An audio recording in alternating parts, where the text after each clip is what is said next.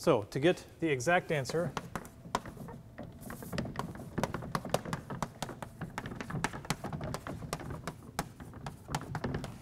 apply, in this case, initial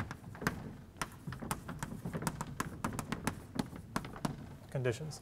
So in this case, we want to think about this thing and imagine, okay, maybe it's sitting there neutral doing nothing, but if we could somehow grab the charge on this side and put it on that side and let it go and see what happens. That's kind of physically what we're thinking of doing. Perturb it and release it at time equals 0.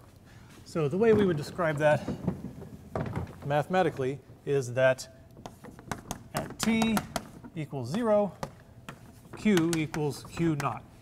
That's how much charge we pulled and stuck on the top plate before we released it. And also I, which is dq dt, also equals 0. We're going to start it from rest and release it and see what happens. Okay? So we have two boundary conditions, one on the charge, the function, and one on the rate of change of the function. So let's apply this one first. So q at 0, we said, equals q naught. But if we plug that into the first guess, the sine guess, that's a sine omega t is 0, because this is at time 0. So that's a sine times phi. There we go. And now let's plug in for this guess.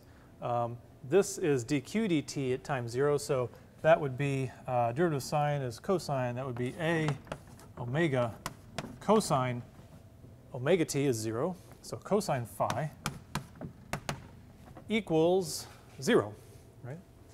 Equals 0. Okay. So now we actually have two equations, two unknowns. We don't know a, we don't know phi. We don't know a, don't know phi. Don't know, but we have two equations. So this is the easier one to deal with. Something here has to make this 0. Okay? The amplitude can't be 0. That would be the trivial solution.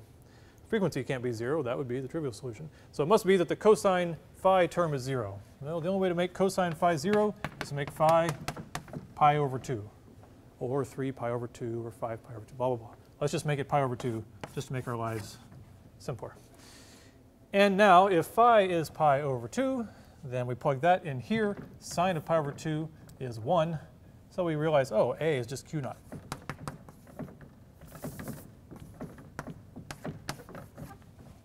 So we just used our boundary conditions to find the real solution, which is q of time is q naught sine 1 over the square root of, or square root of 1 over LC, same thing, t plus pi over 2.